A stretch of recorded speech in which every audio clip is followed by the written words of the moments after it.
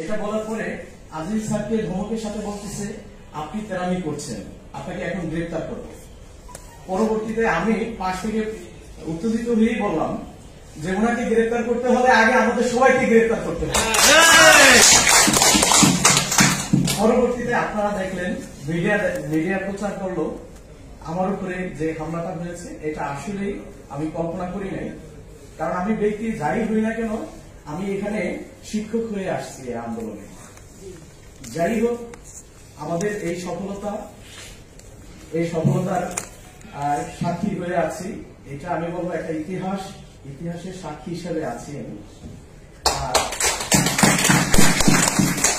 ধন্যবাদ জানাচ্ছি বিদায়ী শিক্ষা উপদেষ্টা মহোদয়ের এই ঘোষণা আমি মনে করি জাতীয়করণের সূচনা। সবাই ভালো থাকবেন, সবাই আমার জন্য দোয়া করবেন। আসসালামু আলাইকুম।